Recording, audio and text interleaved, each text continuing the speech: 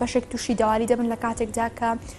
دووگیان لە پرۆسی دووگیانیدان ئەمە دەکرێت بڵێن کاتیە یاخود چەنێک لەگەڵ ئەم کەسە بەردەوامی بەخۆیەوە دەبینێت. ئەمەش تەوری دووەمانە. هەمیشە دەستپێکی بەرنامەکەمان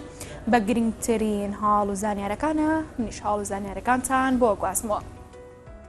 کنسوڵخانەی ئەمریکا لە هەولێر ڕایگەیاند وڵاتەکەی لە ساڵی 2014 زیاتر لە 3 ملیار دۆلاری لە شەوی یارمەتی مرۆیی بۆ خەڵکی عێراق دابین کردووە. بۆ ئەم ساڵیش بەردەوام دەبن لە هەمانگەیەکانیان لەگەڵ هاوبەشە عێراقیەکانیان.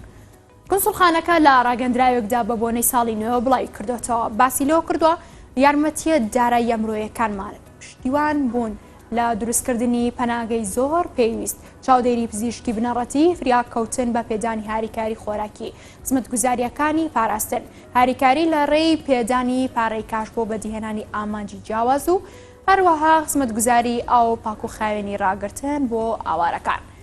ئەوشی خستۆتە ڕوو کە ڕێکخراوە هاریکاریەکان بە پاڵپشتی ئاژانسی ویلایەتە یەکگرتووەکانی ئەمریکا بۆ پەرەپێدانی نێودەوڵەتی یارمەتی دەری زیاتر لە 2 ملیۆن هاوڵاتی بوون بۆ دەستڕاگەیشتن بە ئاوی پاک بۆ خواردنەوە و هەروەها پشتیوان بوون لە دروستکردنی ناوەندی پاکڕاگرتن و هەروەها بڕی زیاتر لە 60 ملیۆن دۆلاریان وەکو پشتیوانی بەخشیوەتە عێراق بۆ بەرەنگاربوونەوەی قەیرانی دروست بوو بەهۆی کۆڕۆناوە. جیاواز لەمە چاوگێک لا وەزارەتی دارایی هەرێم بەیەنارتی ڕاگەیاند کە ڕۆژی یەکشەممە موچەی وەزارەتی تەندروستی دابەش دەکرێت واتە ئەمڕۆ. لەگەڵۆشدا ئەم چاوگەڕەشی گەیاندووە ڕۆژی دووشەممە موچەی دیوانی وەزارەتی پێشمەرگە و لیواکان دابەش دەکرێت و ڕۆژی سێشەممەش یەکەکانی 7 و 8 موچە وەردەگرێت. چاوگەکە ئەمەژی بۆش کردووە کە بڕیارە هاتنی 200 ملیارەکەش لە بەختاوە بۆ هەرێم بەردەوام بێت. دیارەمەش لە کاتێکدایە کە داهاتی نەوتی فرۆشراوە بە بۆری زیاتر لە تریلیۆنێک و 200 ملیار دینارە و کۆی داهاتی ناوخۆش زیاتر لە 500 ملیار دینارە لەگەڵ هاوکاری ماگانەی هاوپەیمانان کە 28 ملیار دینارە. بەڵام حکوومەت بۆ دابشکردنی موچە چاوی لە 200 ملیارەکەی بەختدایە. وا دیارە ئەندامەیەکی مەکتەبی سیاسیەکەتی ڕایگەیاند کە یەکەتی شەریکە لە حکوومەت نەک بەشدار و ئەو حزبش بە فعلی ئاگاداری مەلەفی نەوتە. ئەیماد ئەحمەد ئەندامی مەکتەبی سیاسی یەکێتی لە بەرنامەی تاوتێنارتی باسی لەوە کردووە لەگەڵ پارتی ڕێکەوتون پێکەوە بچنە بەغدا بۆ بەشداریکردن لە حکوومەتی نوێ عێراق و پۆستی سەرۆک کۆمانیش لای حزبەکەی گرینگە و هەوڵی بۆ دەدات. بەڵام تا ئێستا لەگەڵ پارتی قسەیان لەسەر ئەو پۆستە نەکردووە. جیاواز لەمە سەبارەت بۆی کار ڕێکخراوی تەندروستی جیهانی ڕایگەیاند بۆ سەرکەوتن بەسەر کۆڕۆنادا لە ساڵی 2022دا پێویستە هاوڵاتیان ڤاکسینی کۆڕۆنا وەربگرن. لە هەرێمیش توشبوون و گیان لە دەستدان بە ڤایرۆسەکە بۆ نزمترین ئاست دابەزی. تێدرۆس ئەدهانۆم سەرۆکی ڕێکخراوی تەندروستی جیهانی ڕایگەیاند لە پێناو بنەبڕکردنی کۆڕۆنا داوا لە دەسەڵاتدارانی وڵاتانی جیهان دەکەن نابێت ڤاکسینەکە قۆڕ بکەن و بۆ دواتر هەڵی بگرن. باسی لۆش کردووە کە نیگەرانن لەوەی تێکڕای وەرگرتنی ڤاکسینی کۆڕۆنا لە جیهاندا وەک پێویست نییە. ئامانجی ڕێکخراوەکە بریتە لە وەرگرتنی تەواوی ژەمەکانی ڤاکسینەکە. ئەدهانۆم ئاماژەی بۆشداوەکە لە ئێستادا زۆر ڕێکار هەیە کە دەتوانن بیگرنە بەر لە پێناو مامەڵەکردنێکی دروست لەگەڵ کۆڕۆنادا. هاوکات وەزارەتی تەندروستی هەرێم ڕایگەیاندووە کە لە 24 کاتژمێری ڕابردوودا 64 توشبووی نوێ دەستنیشان کراون کە نزمترین ئاستە لەم شەپۆلەی کۆڕۆنا تۆمارکرا بێت. ئەمەش لە کاتێکدایە کە بە گوێرەی لێدوانی بەرپرسانی تەندروستی جیهانی ئامانجیانە تاوەکو مانگی تەمموزی 2022 نزیکەی لە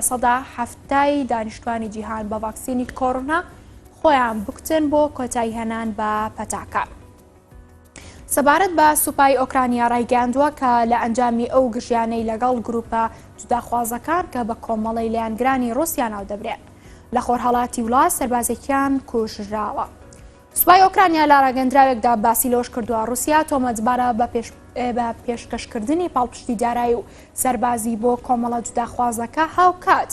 مۆسکۆ ئەو تۆمەتە ڕەت دەکاتەوە. بەمەش لە ئێستادا ناکۆکی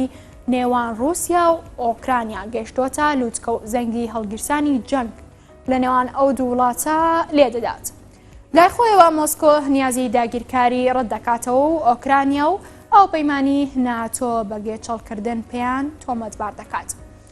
ئەمە لە کاتێکدایە کە بڕیارە رووسیا و ئەمریکا لەبارەی قەیرانی ئۆکرانیاوە ناوەڕاستی ئەم مانگەدا گفتوگۆ بکەن. ئەمە گرنگترین هەوڵ زانێرەکان بوو کە لە دەستپێکی بەرنامە بۆ ئێم گواستۆ وچانێک وەرەبین و پاشان لە بەرنامەکەمان بەردەوامی.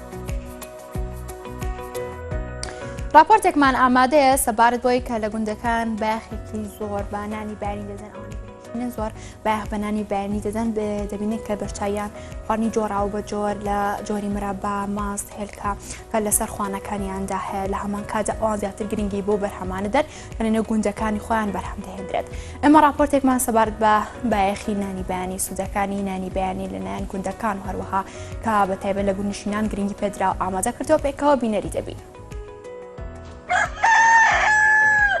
سپێدەیەکی زووە لە گوندێک دەنگی کەڵەشێر و زەردی خۆرەتاو ئاوێتەی یەکبوون.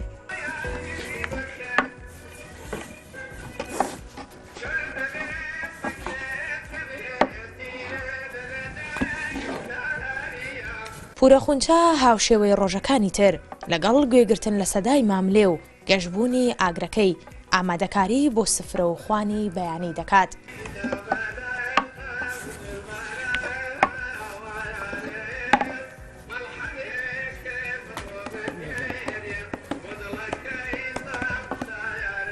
لە گوندەکاندا بۆ سفرەی نانی بەیانی کابانەکانی ماڵ نانی گەرم و جۆری جیاوازی کولێرە بە مەرجی سەرەکی دادەنێن. بەیانیان وەڵا ئەگەر زوو دەفریا بکە ویشمان نڕوەگان نڕواو دەچی ئەسوکە بەژاژوو دەکەیت بە پەنیری بە گەرما و گەرمی داندێ چ خۆشە کەلانە ئەسوکە بەژاژوو ئەسوکە بەڕۆن شلکێنە هەویری شل دەکەیەوە ئی هەڵات و هێلکەی پێدا دەکەی. ئەمان مڕەبا ئەو دوو جۆرە ئەو مڕەباشی هەرمەیە. لەسەر سفرەی خوانەکەیان چەندین جۆری جیاوازی خواردن هەیە کە زۆربەیان بەرهەمی دەستی خۆیانە. ئەوە ئەو شتی کوردەواری ئەو هێلکەشی خۆماڵێ خوو بەختی خۆتان ئەو سیرکەمان هەبوو ئەوەش ئەستوکە بەژاژوویە پەنیرەکەشمان زۆر خۆشە. مام خدری هاوسەریشی باس لە سوودەکانی نانی بەیانی دەکات و بە بڕوای ئەو وزەی تەواوی ڕۆژەکەیە بۆ گوڵنشینان. ئەمە ئیشوکارن زۆرە سپەینان زوو هەڵدەستین سپەینان دەبێت زوو نانی بخۆری لەبەرەوەی هەچ کەسە بە دوو ئیشێکیدا دەڕوایشی هەیە وەکی شاری نییە. بە پێی سەرچاوە پزیشکیەکان سوودەکانی نانی بەیانی ئێجگار زۆرن بە تایبەت هۆکارێکە بۆ بەهێزی بیرەوەری مێشک و چالاکی سیستمی بەرگەری لەش.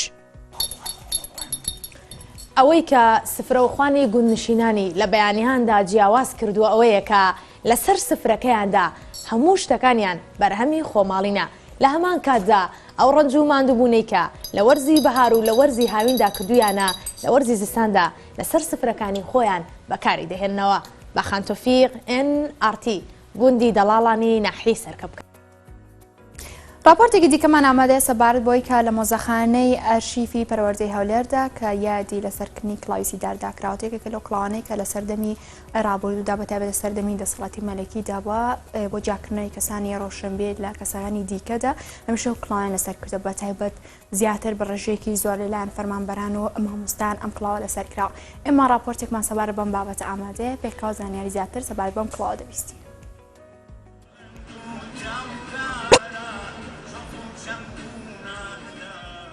هاتوونەتەوە یەکەمین قوتابخانەیان یادی ئەو ڕۆژانە دەکەنەوە کە مامۆستاکانیان پێی دەناسرانەوە. خاڵس لەگەڵ هاوڕێکانی هاتۆتە قوتابخانەی ئەربیل ئولا کە لە سەرەتای ساڵی 60ەکانی سەدەی ڕابردوو قوتابی بووە. مامۆستا و فەرمانبەرەکانی کڵاوی سیداریان لەسەر بوو و کە پێی جیادەکرانەوە لە چینەکانی تری کۆمەڵگا. ئەو وەختی مامۆستایەکان زۆربەی بە مامۆستامان نەدەگوت مامۆستا ئەو وەختی ئەفەندی چووکە سیدارەی لەسەر بوو. زۆربەی مامۆ یەک لەوانە شێخ حەسەن نیعمەتوڵڵا هەبوو لێرکانە مودیرمان بوو جێ بەهەژبی ئەو سیدارەی لەسەر دەکرد. سیدارە کە پێشان دەگوت فەیسەڵیە بەس لە بۆ چینی ڕۆشنبیر بوو. من خۆم کە لە ساڵی 1944 چوومە قوتابخانەی ابن مستۆفی یەکەم قوتابی بووم. بەڕێوەبەری قوتابخانەکە ئێستا وێنەی لێ هەیە بە ڕەحمەتبی سەید غەریب سەید سەلیم سیدارەی لەسەر بوو. مامۆستایەکمانە بوو جیاد عەبدوڕەزاق ئەویش سیدارەی لەسەر بوو. داچێ دەرەوە خەڵکەکە بە جۆرێ بەڕێز و پێس زیاتر ئەوانەی کە سیداریان لەسەر دەنا چاکەت و پانتۆڵیان بەربوو ینی کەمی وابوو نەبوو بە بڵێن بەکەی و چاکەتیان بە کورت و شەڕوار سیدارەی لەسەر بی. مۆزەخانە و ئەرشیفی پەروەردەی ناوەندی هەولێر هەموو کۆتایی ساڵێک با هەماهەنگی لەگەڵ دیداری دۆستان لە بەغداد یادی لەسەرنانی کڵاوی سیدارە دەکەنەوە بە لەسەرکردنی کڵاوەکە کۆمەڵێک چاڵاکی ئەنجام دەدەن. دیارە سیدارە کڵاوێکی علم و معریفێ لە هەمان کادا کڵاوێکی ئیداری بووە لە ناوەڕاستی بیستەکانەوە کاتێک کە مەلیک فەیسەڵ سەردانی ئەوروپا دەکات ئەم شێوازی کلااو لە سەرکردنی کە هەموو سێکتەرەکان لەو کاتەدا سێکتەری پەروەردە واتە مامۆستا و قوتابی هەروەها فەرمانبەر لە هەمان کادا سەربازی ئەم کلااویان لەسەر بووە. باکارهێنانی کڵاوی سیدارە داگەڕێتەوە بۆ سەدەی ڕابردوو لە سەردەمی مەلیک فەیسەلی یەکەم تاوەکو کۆتایی دەسەڵاتی مەلیک فەیسەلی دووەم و شۆڕشی 1958. بۆ جیاکردنەوەی چینی ڕۆشنبیر لە چینەکانی تری کۆمەڵگا لە سەدەی ڕابردوو بەتایبەت لە ساڵی 20ەکان تاوەکو کۆتایی 50ەکانیش بەشێکی زۆر لە فەرمانبەران و مامۆستایان کڵاوی سیدارەیان لەسەر دەنا. هەر کەسێکیش لەسەری نابایە پێشگیری ئەفەندیان بۆ زیاد دەکرد. بەڵام ئێستاوەکو دەبینین تاکو تەرا هەیە مامۆستا یاخود کەسێکی تر بەکاری بهێنێت. موراد ئەحمەد NRT هەولێر. تەوەریەکەین بەڕامی بانی باش کوردستان باز لە زیێڕدەکەین با بزانین هۆکارەکان و پێشاتەکان بەرامبەر بە گۆڕانی نرخی سەر هەم بەرزبوون و نزمونەی بەخۆیدا دەبینێت خۆی لە چیدا دەبینێتەوە لە هەمان کاتدا ئەو زێڕانی کە باز دەکرێت حەقدەستی کەمە ئەمە بۆچی دەگەڕێتەوە بۆچی زیاتر دەبینیم بەشێکی زۆر حاڵاتیان پەنا دەبەنە بەر کڕینی لیرە لە هەمان کاتدا کێ زەرمەند دەبێت گەربێت و زێڕنرخی بەرز بێتەوە بەڵام ئەوانی کە زەریان بێت دەیفرۆشتنەوە ئالێردا چۆنا زیاتر حاڵەتیان خواستیانە سەر زیێڕەکەیە بێگومانە ئێمە گفتوگۆ زیاتری ئەم بابەتە وەردەگرین ئەیش بە میوانداری کاک دلێر تاهیر کە لێپرسراوی زەڕنگرانی سلێمانی بەشێکی ڕاستەخۆ لە سۆدیا ئەمادێ بەنی باش کاک دلێر بەخێربێ. باش هەنیە متامەش باشە بۆ نمونە دەوترێت ئەمڕۆ نرخی ئایرێک زەری 21 ئەمڕۆ بەوەنەیە دوێنێ بەوەنە بکات ئەم گۆڕان و پێش هات گۆڕانکاریانەی کە لە نرخی زیاردا دەکرێت لە بەرزبوون و نزمبوونەوە بۆ کارەکەی بۆچی دەگەڕێتەوە بەردەوام گۆڕانکاریدایە بەنسبەت ئاڵتونەوە چۆن لە هەموو دنیاە با بڵێن بازاڕی شتێک هەیە ئەمیش معدنێکە معدل یاریەکات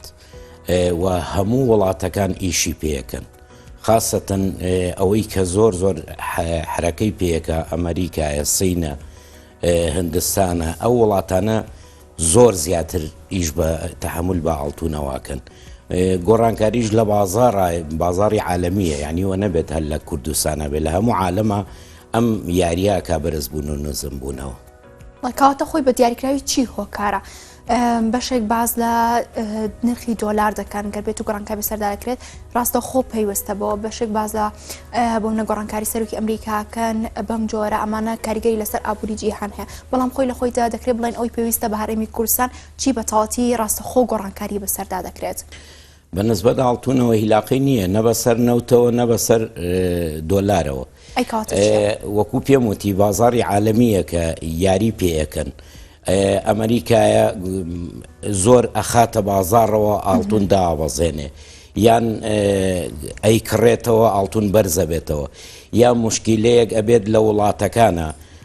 ئەوانەش تەسیری هەیە هەی هەج وڵاتێک بێخاستن وڵاتە زلهێزەکان ئەوەش هەر گۆڕانکاری پێیەکە دابەزین و سەرکەوتن خاصن لەم هەفتەیە کە بەرزبوونەوەیکی تەواوی بەخۆیەوە بینیوە مەسەلە ئەوەیە ئەمریکا هەڵاوسانێکی زۆر زۆری بەخۆیەوە بینی هەم ئەوروپاش ئەو هەڵاوسانە وای لێ کردووە کە ئاڵتونی بەرز کردوێتەوە کاتە بۆ ئەمڕۆ پێشبینیەکان دەکرێت چی بێت پێشبینی ئەکرێت بۆ باڵین ئەم ساڵی تازەیە یەک ئاڵتون زیاتر بەرز بێتەوە لەبەرەوەی ئێمە بە بۆچوونی خۆمان ئەوە 5-6 ساڵ ئەبێت لەسەر یەک بۆ یەک ئاڵتون بەرز بۆتەوە زیاتر لە مانگی سێ و ئەوانەیە بەرەو دابەزین ڕۆشتووە لە مانگی سێدا باشە کاتە بینە سەر کاگە دلێر سەبارەت بە خواستی هاوڵاتیان چۆنە بۆ کڕینی زێر لە هەمان کات ئەوانی کە ئەوکو ئەزمونتان و کلێ پسرا و کێن ئەوانەی کە زیاتر پەناو دەبەنە بە کڕینی ئاڵتون ئێستا زیاتر با بڵێن ئاڵتون تۆزێ بازاری کەم بۆتەوە لەبەرەوەی خەڵکەکە دەرامەتی کەمترە یعنی وەکو هەدیەیەکە شتێکە کە ئیکڕن ئەوانەمان لێکڕن بەڵام وەکو تیجارەت بەعزە کەسێک تیجارەتێکی پێواکە کە دوورە لە زەڕەنگەریەوە خۆی یعنی مهنەیەکی تری هەیە لیرە ئەکڕێ یان کەسرە کڕێ کەسر کەواتە با بڵێن ئاڵتونی شکاو ئەمە ئەکڕێتەوە دای ئەنێت کە ئاڵتون بەرز بۆ بیفرۆشێتەوە خەڵکەکەی کە لەو کەسرەش نازانن زیاتر لیرەکە ئاکردنەوە باشە بۆ منە ئەمڕۆ لە دوایدا پێم بڵێ نرخی ئەمڕۆ زێر چانە بەڵام کە تۆ نرخی زێر بەرز دەبێتەوە حاڵەتیان لیرێکی زۆریان هەیە دەیفرۆشنەوە یاخوتر جۆرە ئاڵتونێکی دیکە لێردا کە زەرمەند دەبێ ئەوەی کە خاوەنی شوێنەکەی زەرمەند دەبێت لەم بەرز بوونەوە بەنسبەت ئێمەوە زەرمەند نابین لەبەرەوەی ئاڵتون ئێمە ڕۆژانە ئەفرۆشین و ئەکڕین یعنی ئەگەر دابەزێ بەو دابەزینە ئەیکڕینەوە ئەشی فرۆشین سەرکەوێ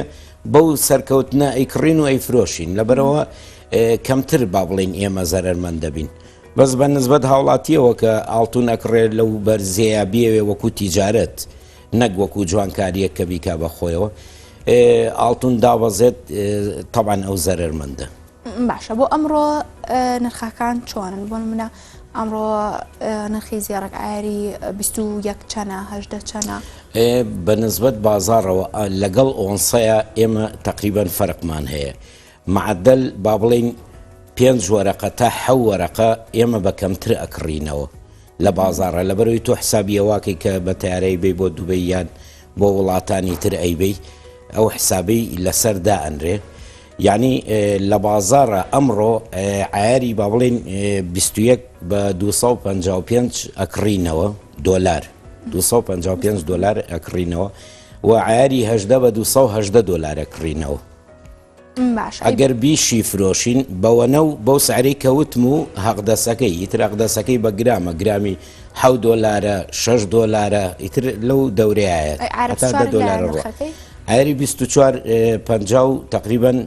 $8 شتێکی واکەوێ. باشە بۆ منە ئەم گۆڕانکاری لەم نرخانە دەکرێت دەوترێمە ئایارە 8 ئەمە 21 دەکرێت جیازێکیم بۆ بخەیتە ڕوو لە هەمان کات دەبۆ منە هاوڵاتێک بێت وەکو جوانکاری نەوەکو تیجارەتی خۆی بەکاری بێنێت کامیان باشترە هەڵی بگرێت و بیکڕێت.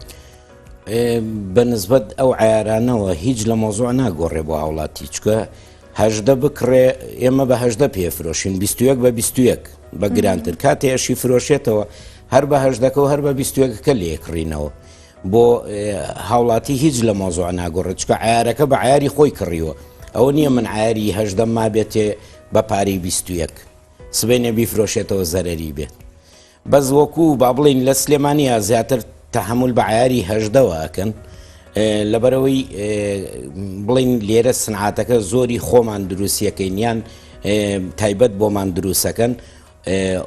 کەمتر ئۆنسەیتایە بەڵام 21 بەعام زۆری بە ئۆنسا دەنیانی کەواتە ئەو حەوەرەقەیە شێچێتە سەر لەبەرەوە 21 لە لای ئێمە تۆزێ زیاتر زەرەرەکە کە هاوڵاتی بیفرۆشی. باشە کاک دلێر سەبارەت بە لیرە لە بازاردا بە چەنە لە هەمان کاتدە جۆرەکانیشمان بۆ بخەیتە ڕوو.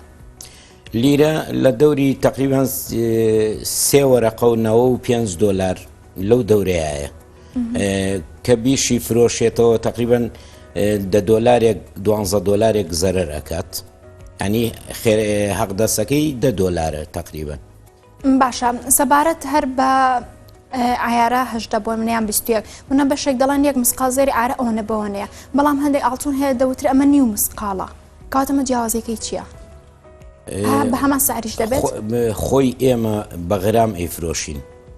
غرامەکە 2 غرام و نیو مسقالە 5 غرام مسقالێکە یعنی ئێمە بە غرام ئەیفرۆشین ئەو نیو مسقاڵی کە ئەداتێ بە نیوەی ئەو مسقاڵەیە کە ئەداتێ ینی پارەکەی لەبەرەوە تۆ نیو مسقال بکڕی بە جۆرەی خۆی. بەڵام ئەو ئاڵتونانەی کە ئەگەر بێت و باسی سلێمانی بکەین زیاتر چ جۆرێکن لە ئەمان کات ئەگەر بێت و ئاڵتونەکان هاوردەکراوە بێ زیاتر ئیکوێن بۆ منە بەشێک باز لە ئاڵتونی خەلیجی دەکەن کوێتی دەکەن دووبەی دەکەن ئەمانە چۆنن؟ ئێستا تقریبان تورکیا دەستی بەسەر بازار ڕاگرتووە یعنی سنعاتێکی زۆر جوانی هێناوەتە بازارەوە ئەجینا پێشتر زیاتر لە خلیجەوە بۆمان ئەهات خلیج شتی جوانی هەبوو لە وڵاتانی تریشەوە هاو لە ئێرانیشەوە هاو ئێستا بەڵام زیاتر تورکیەکە سەرفەبێت لەبەرەوەی شتی تازەی خسۆتە بازارەوە. باش خواستی هاوڵاتیان بەدەر لە تورکیەکە لە کامیان زیاترە بەشێک با زۆر لە گرانی خلیجیەکە دەکەن وەڵی زیاتر حەزیان لە خلیجیەکەیە لەبەرەوەی تۆزێ با بڵین زیاتر ڕەنگی پرتەقاڵیە ئێمە تۆزێ حەزمان لەوەی شتی زەق ئەوەیە ئەجی ئێستا ئەوروپی زیاتر حەزەکەن باری زیو بێت یعنی سپی باو بێت ئەی ئەومەیل و سوورەی کە باسەکەن ئەوە باری مسە بە مسی تێکەڵەکرێت ئەو ڕەنگەی تۆزێ سوورە بێت ئەوەیە فەرقەکەی زیاتر ئێستا ئێران ئیتالیا ئەمانە هەمووی با بڵین زیوەکە بەکارێنن سپی باوە. باشە سەبارەت بە زێڕی خاو دەوترێت ئەمە زێڕی خاوە ئەمە زێڕی دەستکردە ئەمانت چۆنن ینی کامیان بە کامە زێڕە یاخود مادەی تری تێکەڵ دەکرێت زێڕی خاو عیاری 24 بەڵێ پێڵەن تێزاوی خاڵس ئەمە ئێمە ئەو عیارانە بەو مسە یا بەو زیوە دەرەکەین بڵێن 3 گرامی تەیەکەی 3 لە 24 بڕوا عیاری 21 دەرەچێ 6 تەیەکەی 6 لە 24 بڕوا تقریبان عیاری 18 هەژدە ئەمێنێتەوە ینی بەو نسبەیە وەکو چۆن هەوێنێک هەوێنی عیارەکان مسەکەیە یان زیوەکەیە. باشە دەکرێت بڵێن کام عیارە لە هەمووی باشترە؟ طبعا هەتا کەمتریتیا بێ باشترە و جوانترە بەڵام خەڵک لەوانەیە ئیمکانەتی کەمتر بێت تۆ مسیلەیەک لەکوێ $500 پێبێ لەکوێ $300 پێبێ لەبەرەوە بەپێی گیرفانی خۆتە اینجا زیاتریش ئەمڕۆ لەبەر پارەکە 21ەکەمان ناسک کردوتەوە ینی تۆزە ناسک بووە لەوانەیە بەرگەی 2-3 جار نەگرێ 21ەکە 21 خۆی نەرمە چکە لەبەرەوەی هەوێنەکەی کەمتر تێکراوە وەکو تۆکمەیی 18 تۆکمەترە بۆیەش با بڵین لە شارەکانە ئەو پرسیارە کرد لە شارەکانە لە سلێمانی تقریبان هەژدە مەرغوبترە خەڵکەکە زیاتر داوای هەژداکە بەڵام بڕۆ بۆ هەولێر و بۆ دووهۆک و هەتا ڕانیێش ئەمانە زیاتر 21 بەکارێنن ئەسڵەن هەولێر نازانێ هەژدە چیە ینی چکە هەر بەکاری نایەنن زیاتر بەلای 21 بەڵێ هەر 21 زیاتر لە مووسڵ و ئەوانەوە با بڵێن فێر بوون لە مووسڵی شەر حەزیان لە 21 ڕەنگە مەیلوسورەکە دەوترە زیاتر لە مووسڵبوونی هەیە ئەو نەک با بڵێن 21 کاڵێم ئایاری 21 مەمەسم لە ڕەنگەکەی بوو لە ڕەنگەکە هیلاقی نییە تۆ ڕەنگەکە وەکو با بڵێن سوورا و سپیاوە گەتوانی ئایاری 12 ئەو ڕەنگە دەرکەی بە زاخاو یاعتیادی ینی ڕەنگەکان بەدەست خۆمانە بەڵام بۆمانەوەی 21کە تقریبان تۆزای 21 با بڵێن جوانترە باشە سەبارەت بۆی کە دەوترێت ئەمە زیوە بەڵام لە ئاوی ئاڵتونم هەڵکێشاوە یاخود دووبارە ئەم زێڕی خۆم بردوتەوە لە ئاوی زێرم هەڵکێشاوە ئەمە چۆناییە ئەم دەکرێت بڵین بۆ نەزیوە بە تەواتی لە ئاوی ئاڵتون هەڵکێشرێ بەڵێ هەموو معدنێک غەیری کە ئەوانەی کە با بڵێن مقناتیز نەیگرێت ئێمە ئەتوانین زاخاوی بکەین زاخاوی ئاڵتون واتە ئاوی ئاڵتونە تێیەکەیت و دەریێنیتەوە ئەو ڕەنگاگرێت ڕەنگی ئاڵتون بەڵام مدەیەکی کەم خۆیەگرێت یعنی ئەوە نییە تۆ بڵێ ئیتر کاڵ نابێتەوە لەوانەیە کە بڵین ئەوەی کە بۆت ئەکا 20,000 25,000 لێت بسەنێ بەشی هەفتەیەک نەکا کاڵ بێتەوە بەڵامی تر هەیە ئەوێت بۆ حەفلەیە بۆ شوێنێک ئەڵێ یەک جارە یا دوو جار ئەچم و دوایی کاڵیش بێتەوە مشکیلە نیە ئەجنا ئەیگرێت ئەو مادەنانە ئیگرێت زی و زیاتر هەر زۆر جوانە ئیگرێت بەس کاتیە بەڵێ کاتیە باشە ئەو مەرجان و مرواریانەی کە زۆر دەبینین لە ئاڵتونەکاندا بەکاردەهێنرێت ئەمانە چۆنن لە هەمان کاتە بۆنە زۆر دەبینین بە تایبەت لە جلی کوردی ئەمە لە شیلان بەکاردێ بەڵام مەرجانی زۆر پێوەیە ئایا گەر بێت و باسێکی ئەوانەمان بۆ بکەی ئەمانەی گۆڕانکاری لە نرخەکەی دەکا بەنسبەت بڵین لە شیلانەوە ئەو نەقێمەی کەتیایەتی یان ئەو موروەی کەتیایەتی ئەوانە ئێمە کە تۆ لە لای من بێ بڵێ ملە شیلانێکم بۆ دروستکە ئەو ملە شیلانە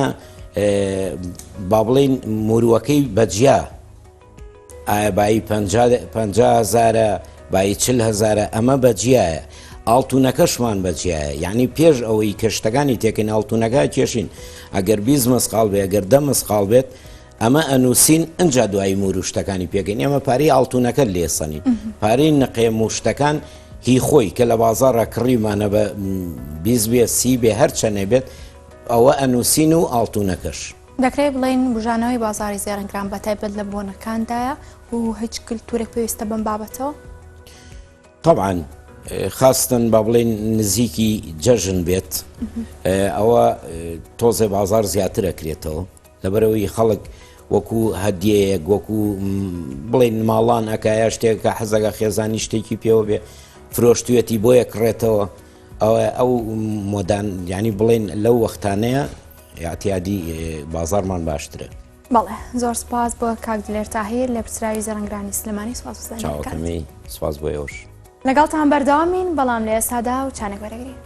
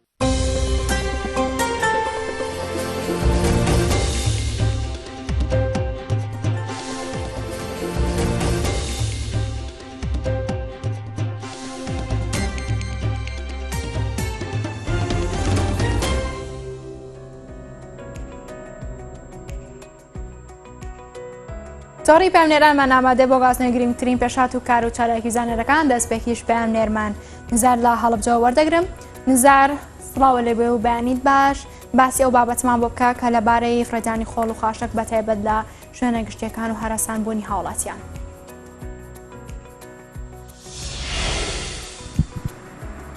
بەڵەهانە سڵاو لە تۆ بانی تۆ و بانی بنەرانیش باش بێت دیارە زۆر کات باس لەوە ئەکرێت کە بەهۆی ئەوەی کە حاوێن هەیە لە شوێنە گشتەکاندا خۆڵ و خاشاک فڕێ دەدرێن لەسەر جادەوبانەکان لەسەر ڕێگاکان لە چواردەوری ڕێگا سەرەکیەکان و لە شوێنە گشتەکانی هەڵەبجە بێگومان کێشەی نەبوونی حاوێ یا کەمی حاوی فڕێدانی خۆڵ و خاشاکەیە بەڵام لە هەندێک شوێنێشدا کە حاوەکان دانراون وەکو ئەمەی کە لە پشتمەوە ئەبینرێت زۆر کات خۆڵ و خاشاکەکان لە جیاتیەوەی بکرێنە ناو حاوەکەوە فڕێ دەدرێنە چواردەوریەوە زۆر کات ئەو ئۆتۆمبیلانەی کە بەڕێگا سەرەکیەکانە یا ئەو شوێنە گشتیانە داتێ ئەپەڕن خۆڵ و خاشاکەکان لە ئۆتۆمبیلەکانیانەوە فڕێن و زۆر کاتوە ئەکا کە خۆڵ و خاشاکان نەچێتە ناو حاوەکەوە بڕژێتە چواردەوریەوە ئەمەش وای کردووە کە وەکو دیاردەیەک لە هەڵەبجە سیر بکرێت چونکە ئەمە لە زۆر کاتە بیندرێت کە بەم شێوەیە خۆڵ و خاشاک فڕێ ئەدرێت لە جیاتی بکرێت ناو حاوەکەوە لە چواردەوریدا فڕێ دەدرێت و واژینگە و چواردەور و زەویەکەی چواردەوری و ڕێگابانەکان پیس دەکات بۆیە سەرۆکاتی شارانی هەڵەبجە ئاگاداریی کردووە بە هاوڵاتیان داوایان لێ دەکات کە ئەو خۆڵ و خاشاکەی هەیەە ئەو زبڵانەی کە هەیە فڕێ بدەنە ناو حاوەکانەوە نەک فڕێ بدەنە ناو چواردەوریەوە چونکە دواتر ناچارن کە ژینگە پارێزەکان بەو شێوەیە جارێکی تر بێنە ئێرە و لە جیاتی ئەوەی کە بە کاتێکی کەمتر و بەبێ عەزەتی یان مێنەتێکی زیاتر بۆ ئەوان خۆڵ و خاشاکە کۆبکەنەوە بەڵام بەناچاری ئەوان جارێکی تر دەبێ هەڵبسن بە کۆکردنەوە یان جارێکی تر کۆکردنەوەی ئەو خۆڵ و خاشاکەی کە لەم چواردەورە هەیە و ئەوەش جارێکتر بێتەوەی بارگرانی بۆ ژینگە پارێزەکان و کرێکارەکانی شارەوانی بۆیە داوا لە هاوڵاتیان دەکات سەرجەم بۆ خۆڵ و خاشاکەی کە هەیە لە کە ئەیانەوێت فڕێبن داوایان لێ دەکات کە ڕاستەخۆ بخەنە ناو حاوەکانەوە فڕێ نەدەنە چواردەوریەوە جیاواز لەوەش ئەگەر باس لە ڕەوشی کەش و هەوای ئەمڕۆی هەڵەبجە بکەین دیارە لە شەوی ڕابردوو باران سنووری هەڵەبجەی گرتووە ڕێژەیە لە باران باریوە بەڵام تاکو ئێستا دیار نییە کە ڕێژەی ئەو باران بارینی کە لە شەوی ڕابردوودا باریوە چەند ملیمە بەڵام بەگشتی بەپی ئامارەکان تاوەکو ئێستا لە ئەمساڵدا بەنزیکەی 130 ملیم باران باریوە و لە ساڵی ڕابردوو تاوەکو ئەمڕۆ بەنزیکەی 125 ملیم باران باری بوو و لە ئێستا ئاسمانی هەڵەبجە بە هەور داپۆشراوە پێشبینی دەکرێت کە ئاسمانی ئەمڕۆی هەڵەبجە هەور و هەروەها هەتاو بێت و پێشبینی دەکرێت جارە بە شێوازی نمەباران و ناوە باران ببارێت و ئەمڕۆژ بەرسین پلەی گەرما 14 پلەیە لەگەڵەوەشدا نزمترین پلەی گەرما 3 پلەیە لەگەڵەوەشدا تەم ئاسمانی هەڵەبجەی داپۆشیەوە و ئاستی بینینان ڕادەی بینین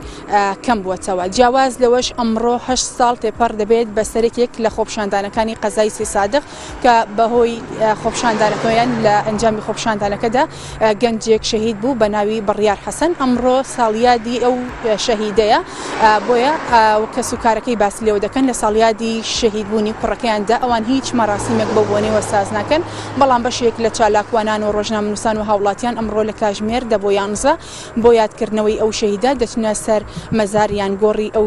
شەهید بڕیار حەسەن جیاواز لەوەش لە دەستپێکی ساڵی نوێدا لە کاژمێر 12 سەری ساڵەوە 12 شەوی 1/1/2022 تاوەکو 12 نیوەڕۆی 1/1/2022 لە هەڵەبجە 7 منداڵ لەدایک بوون بە پێی و ئامارانەی کە نەخۆشخانەی منداڵان و منداڵبوونی هەڵەبجە خستیوانەتە ڕوو ئەو 7 منداڵی کە لەدایک بوون 5 کچن و دوانیشیان کوڕ بوون تاوەکو ئێستا مەهاڵ و زەنێرەکانی ئەمڕۆ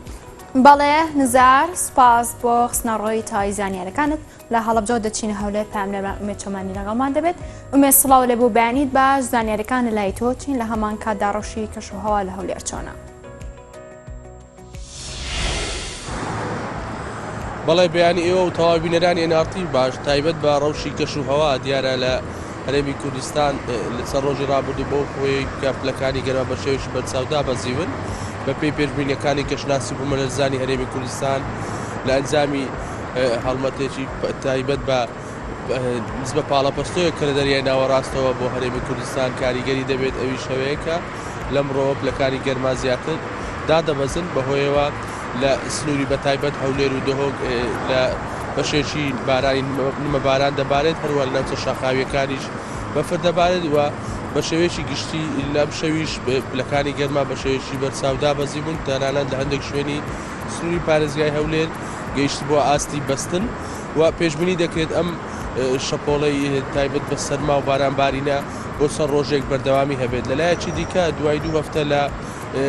لافاوەکەی سنووری پارێزگای هەولێر کە بەهۆیەوە 12 کەس ژیانیان لەدەستدا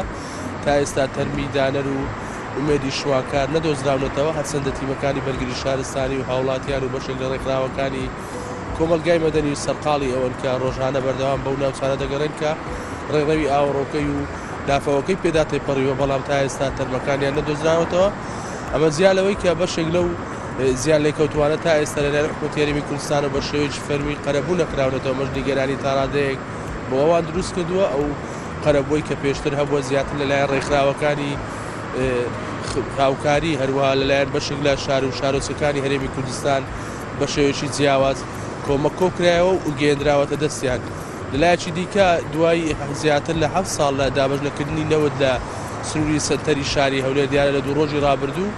وەشیلەکانی دەوروبەری شاری هەولێر بە تایبەت کۆمەلگاکانی شاوێس و مەلا ئەومەر و پیرزین و ئەو شوێنانە ئاگادار کراونەتەوە کە هاوڵاتیان ئاگادار بکەنەوە کە بەرمیل و هەروە پارە ئامادە بکەن کە بۆ هەر بەرمیلێک 55,000 دینارە بۆ ئەوەی لەسەر ڕۆژی داهاتوو نەوتیان بەسەر دابش بکرێت ئەمەش هەواڵێکی دڵخۆشکەرە بۆ هاوڵاتیان چکە لە 7 ساڵی ڕابردوو وەک باسم کرد بە شەنەوتیاوە نەگرتووە خەڵکی سەتەری شاری هەولێر لە ئێستاشدا بەوەی کەپلەکانی گەرما زۆر نزمن و هاوڵاتیان زۆر پێویستیان بەنەوت هەیە ئەمە زیالەوەی کە نرخی نەوتیش بەرزە لە ئێستادا نرخی 1 بەرمیل نەوت لە بازارەکان بە 65,000 دوازانیاریم تایبەت بە یاریەکانی خولیانە پلەیەکانی کوردستانە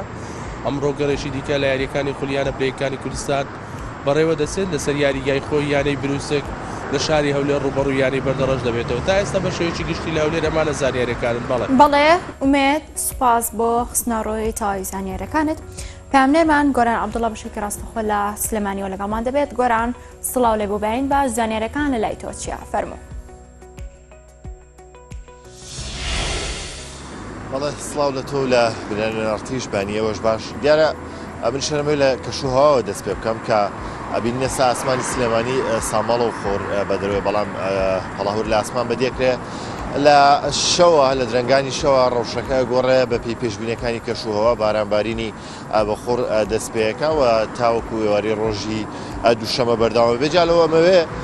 ڕێژەی بارانبارینی 12 کاتژمێری ڕابردوو بخەمەڕووکە بەپێی کەشناسی و گۆرەزانی هەرێم لە پارێزگای سلێمانی زۆرترین بڕەباران لە پێنجێم بووە کە 8 میلیم بووە و لەناو سنتەری پارێزگای سلێمانیشە 1.1 میلیم بارانباریوە لە هەڵەبجە 5.8 میلیم و لە ناوچەکانی تیبۆن لە کەلار 0.2 میلیم و لە ڕانی 0.2 میلیم و لە چۆمانیش هەر بە هەمان شێوە و بە شێوەیەکی گشتی ینی زۆرترین ڕۆژەی بارانبارین لێرە لە باڵین دەڤەری پێنجێم بۆ سنووری پێنجێم بووە جالەوە بەڕێبەرایەتی کارەبای سلێمانی ئاگاداریشی نردووە بۆ خاوەن مۆلدەهلەکان بڵاوی کردوێتەوە کە تایدا سیستمی کارەبا وەکو ڕۆژانی پێش سەری ساڵێت و دیار بەوەی بۆنەی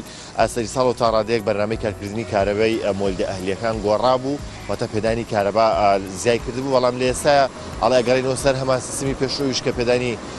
کارەبایە لە کاتژمێر 6:30 بەیانی تاوەکو 8 و لە کاتژمێر 12 نیوەڕۆ تاوەکو یەکی شەومەش بۆ خاوەن مۆلدەهلەکان لە کاتێکا کە بەردەوام گرفتی هاوڵاتیان کارەبا لە وەرزی زستان و دابەزینی پلەکانی گەرمادا ئێستا ئەگەر چی خۆرەتەوە بەدرێ بەڵام پلەکانی گەرما بە ڕێژەیەکی بەرچاو دابەزی و نزیک بۆتەوە لە 5 پلەی سەدی هەروەها بەپێی ئەو زانیارانەی کە لە چەند سەرچاوەیەک و دەستی من کەوتووە بە شێوەیەکی گشتی وەزارەتی دارایی بڕیاری داوە لە ماوەی 2 هەفتەدا موچی سەرجەم وەزارەتەکان دابەش بکرێت لە کاتێکا کە حکوومەتی هەرێم ئابڕیاری دەبوو کە هەموو 25 مانگێک دەستگا بە دابەشکردنی موچەوە لە تا سەرەتای مانگ دابەشکردنەکە کۆتایی پێبێ بەڵام ئەم ساڵ بەهۆی پشوەکانی سەری ساڵەوە دواکەوت دابەشکردنی موچەکە کەوتە 2 مانگەوە هەرچەندە لە ساڵانی ڕابردوودا ڕۆژانی 2 مانگ هیچ کامێک لە بانکەکان باڵێن پێشوازی لە هاوڵاتی ناکەن بۆی کە مامەڵەکانیان بۆ جێبەجێکان یاخود موچەکانیان دەنێت لەبەرەوەی کە ڕۆژی 2 مانگەمیش لە بانکان دانراوە بۆ باڵێن حساباتی بانکەکان و پاکتاوکردنی حساباتی بانکان بەڵام لە ئێستادا وەزارەتی دارایی ئەم پشووی هەڵگرتووە و ئەم ڕۆژ وەکو یەکەم شوێن موچەی وەزارەتی تەندروستیدا بەشەکرێ و لە ڕۆژانی داهاتوودا بە هەمان شێوە موچەی وەزارەتەکانی تردا بەشەکردن وا بڕیارە لە ماوەی 2 هەفتەدا موچەی سەرجە مۆزارەتەکان دابش بکرێت. بەڵێ گۆران سپاس بۆ گواستنەوەی تاوی زانیاریەکانن دەچینە دهۆک کامنێرمان بڕیار لەگەڵمان دەبێت بڕیار بانی و باش و سڵاوە لێبێ زانیاریەکان لە دهۆک و دەوروبەری چییە؟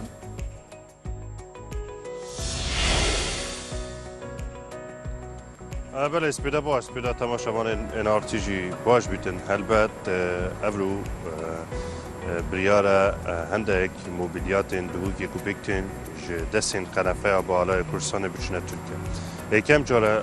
سنور پاریزگاه دوگی و وابزانم هنما کورسان جی کو اف موبیلیاتین هنه بتایبتی جی دست چکیرین پاریزگاه دوگی بن بالای کورسان الویری در بازی ترکیه ببن پیشتر خدای نوین وان موبیلیات گوته کو نتیلا دمات شیل هرما کورسان در بازی ترکیه ببید آرای کورسان سر هبیتن لی اوان بریار دایا به آرای کورسان اوان موبیلیاتان کو دست قنفیان روانه ترکیه بکنه و اگر هاتو جهات نشتاندن وی دمی آمادن اوجی بفروشن اگر جی هات نستاندن شی اوی جارکادی وگرنه و کلوپلین خوب وگرینه و بود دروکه لی بحثا بها و هر واسا جیاوازیوات گل که هاتنا کلوپلین ترکیه نهاده کنه و دمه که دا که خلکی هرما پرسان دروکی بردوان بیشتن همو کلوپلین من نام بازار دروکی لی ترکیه تین بو هرما پرسان دروکی به تایبتی جاو تشتین داری تیده چکرین دارستان دولمتین بریلو جارکادی بومد بنا قنپه او میزین داری و کلوپلین جارکادی تینت نوا بازار دروکی و جداش وی نوچه یعنی با چند روز اسرایم بنزین سرور پاریزگاه دروکی و سنتری گلکی دریش تبه و کپید وی بنزین آگهی دا سنتر و سرور پاریزگاه دروکی به تایبتی بنزین 609 دیناریان عراقی یعنی روزل ایک یا دو بنزین خاناتی دا دابش کرن بهلا شوفرین تاکسی و پاسا و اوه که هات نوچونتیان ناکته و جبرویش یاوان گود به این ودانه ایدی و چند روزان خوب بیدن کر بوده جبر که دا ما فرمی دست بگیه کار تاکسی و شوفر و پاسنده هنه هات نوچون و اینان و برنا قطابی و نفرانه او دخوازن زیترین دم حکومت بنزینا پیتوی بوان دا بیم بکته و داوی نوچه جی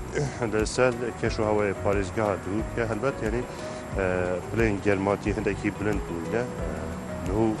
4 تا 5 بلاد سیلیزیل دوکه یعنی هندک کشو هوا گرم بوده هندک هوا ساعتتن لی کشو هوا باشتره روز بره البته نهو سنتر پاریزگاه دوکه سنوی پاریزگاه دوکه بگشتی تنه چه گاره بفرمایه و دبرا کانی ماس بفرمایه اگر نه وکردن دبر همی تاراده که روشا کشو هوای جیگیر چیه گارجی او بفرمای البته چیه گاره بنا بودن یه مانا بفره تا داویا زستان جی چیال اویچ بفلویچ هنید مینیش برکو حتی فلینا داده و بیشتری افساله یعنی سنور پاریزگاه دوکی و کوپیتوی باران جی نباری نه البته